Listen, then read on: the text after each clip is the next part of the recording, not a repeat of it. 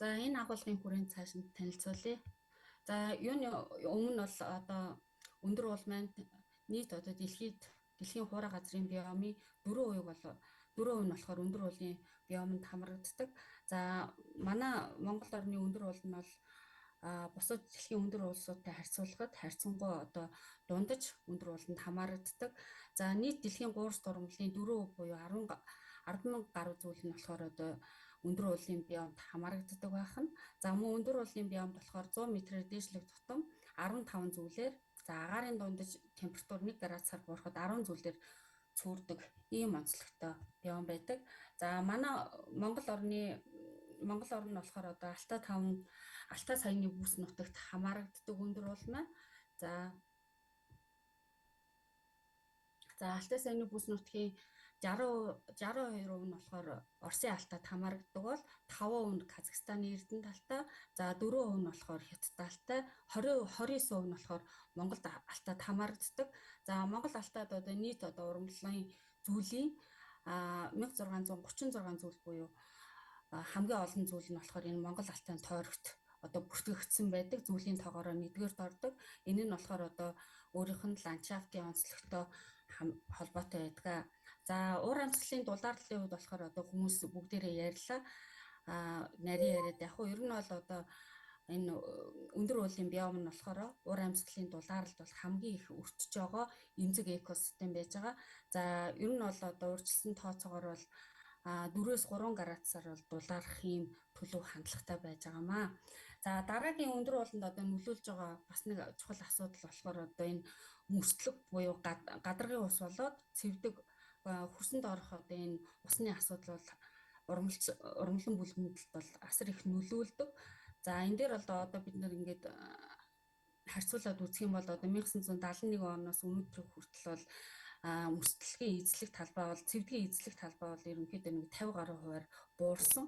Энэ нь болохоор одоо ургамлын төрөл зүйлийн өөрчлөлт, за тэгээд ус чиглэмийн гормыг алдагдуулж байна гэсэн судлаачийн одоо үр дүнгууд гарсан байгаа. За энэ дээр хоёр дахь зурган дээр болохоор энэ Монгол орны цэвдгийн зургийг болохоор 2016-17 онд гаргасан. За энэ дээр мөн одоо төлөв байдлыг гаргасан байж байгаа. За дараагийнх нь болохоор 2046-аас 65 онд бол ингэж багасж байгаа. За дараагийнх нь болохоор 2080-аас 2099 онд болохоор энэ цэвдгийн алдрал бол ийм эрчтэйгэр ийм хурдан одоо хайлах ийм төлөвтэй байж байгаа. Инхээр одоо энэ цэвдгийн алдралтай холбоотойгоор за гадаргын мөсний энэ алдагдaltaй холбоотойгоор одоо энэ ургамлан бүлгэмдэлд амархан өөрчлөлт гарч байна гэдэгтэр болохоор одоо Монгол орны хэмжээнд бол судалгаа хийх гэж хичээлээ. За дэлхийн улс орнууд болохоор ерөнхийдөө бол өндөр ууландаа бол ийм судалгаа хийсэн байдаг. За жишээлх юм бол өндөр уулын бүс нутгийн ургамлчлалын бүтэц бүрэлдэхүүн өөрчлөгдөх. За хомсдох шалтгаануудын нэг нь болохоор уур амьсгалын өөрчлөлт юм а гэсэн судалгаа байна. За дараагийнх нь болохоор альпийн болон субальпийн ургамлын зүйлүүд уур амьсгалын өөрчлөлтөөс болж амьдрах орчны алдагдлалд орох хандлагатай байгаа учраас яаралтай хамгаалах шаардлагатай байна гэсэн 2018 оны судлаачийн бүтээл.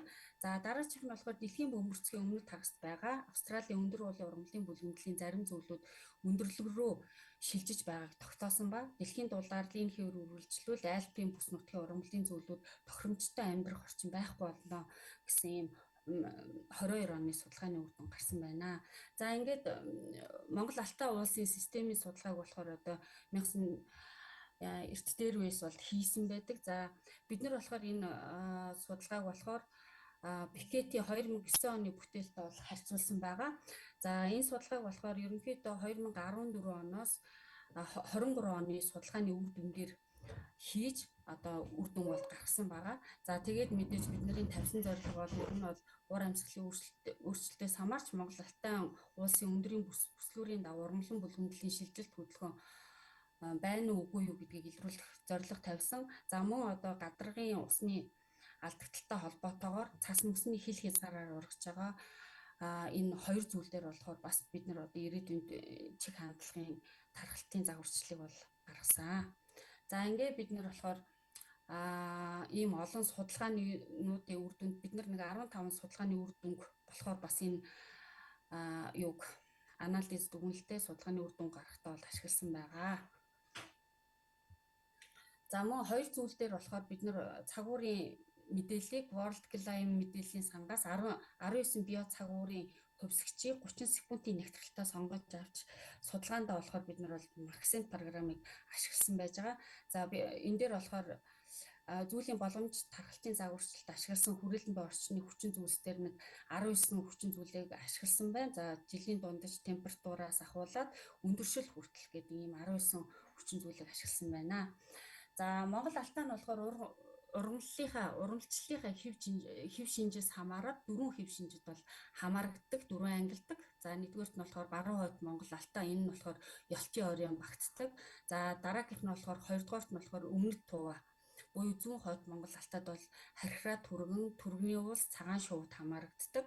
За Төв Монгол Алтад болохоор ерөнхийдөө Алтаа таван богдоос ахуулаад цам гаруй, Хүүхс эрэг, Сайр, Мөнхайрхан гэх мэтлэн улсууд хамаарагддаг. За дараачих нь болохоор зүүн өмнөд Монгол Алтад болохоор Мянган угалзац, Сутай, Гичгэн, Баатар, Бомбот, Жарлант гэдэг эдгээр хайрхтууд хамаарагддаг. Энэчнээс бид нэр одоо төлөөлөл болгоод нэг 3 уулын системийг ер нь бол одоо энэчнээс 4 хуваагддаг. 4 энэ ангилт ургамлчлалын хэв шинжээс бид нэр 2 уулыг бол сонгож авч судалгаа хийсэн. Гэхдээ энэ дээр бол 3 уулын систем ерөнхийдөө судалгааны үр дүн ойролцоо байсан учраас 3 уулын системийн судалгааны үр дүн танилцуулъя.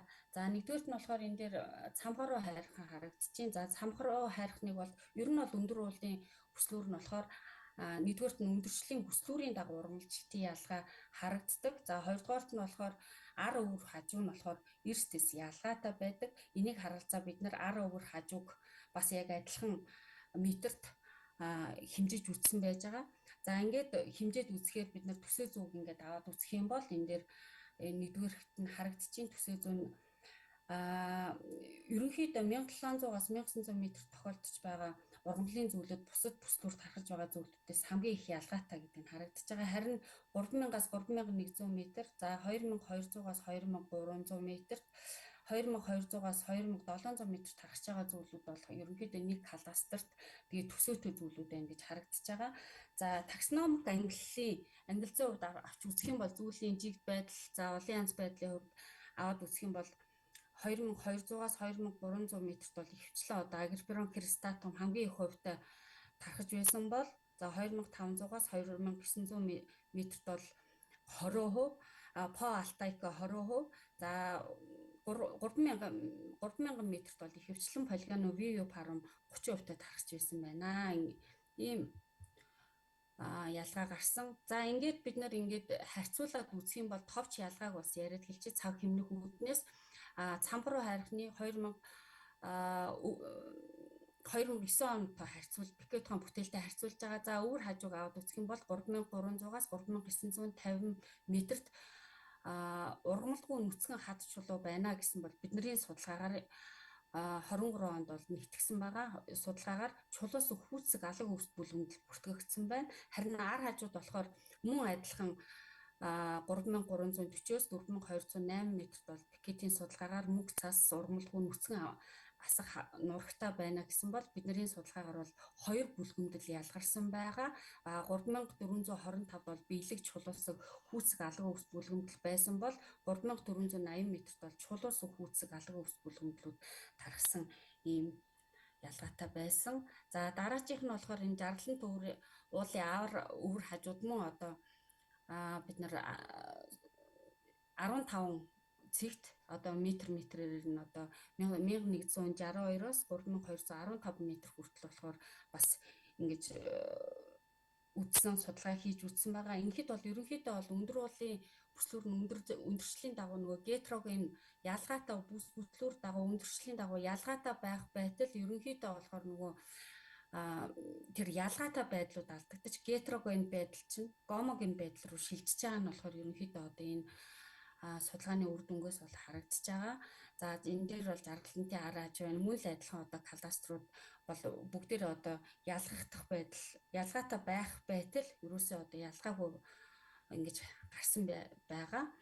За энэ дээр одоо жишээлх юм бол энэ дээр товч ялгаа нь ер нь бол тэр бушилцат алга өвс нөгөө тагийн нугын бүлгэмдэл чи ерөнхийдөө Пикет гой дээр болохоор бүтээл дээр 2450 метрээс ол энэ тушилцтай алга өвс бүлгэмдэл эхэлжсэн бол бидний судалгаагаар болохоор 2631 метрт бол энэ тушилцтай алга өвс бүлгэмдэл одоо эхэлж байгаа жишээний тэгэхээр одоо энэ бүлгэмдэл бол нэг 200 м гаруй бол дээшээ бас шилжсэн нь бол эндээс харагдаж байгаа.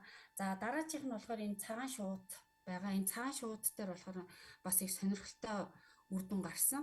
За 1700-аас 2300 метрт бол элдв өвсд үлдэн бутнуурт нугжуу хээрийн бүлгэмдэл байна гэсэн бол бидний судалгаагаар болохоор дааган сүүл аг алга өвс бүлгэмдэл бүртгэгдсэн байгаа. Энэ дээр нь мөн ахад 2161 болохоор улалж бутнуурт элдв өвс тэгнүүлт үйтэн бас бүртгэгдсэн. За дараагийнх нь болохоор энэ 2500-аас 3000 метрт бол пикетхан бүтээлд бол элдв өвсд альпийн нугын бүлгэмдлүүд хүүц сүү чулуусаг бүлгэмдэл байна. За тэгээ дээрэс нь энэ туундрын бүлгэмдлүүд бушилц элдв өвсд тагийн нуг орж ирж байгаа бол бидний судалгаагаар болохоор мөн 3 бүлгэмдэл бүртгэгдсэн. За 2363 метрт болохоор биелэг алга өвсд борлцонд бүлгэмдэл. За 2464 метрт шарилж хазаар өвс алга өвсд бүлгэмдэл. За 2562 метрт нанга түнг шарилж алга өвсд бүлгэмдэл гээд ийм бүлгэмдлүүд бүртгэгдсэн.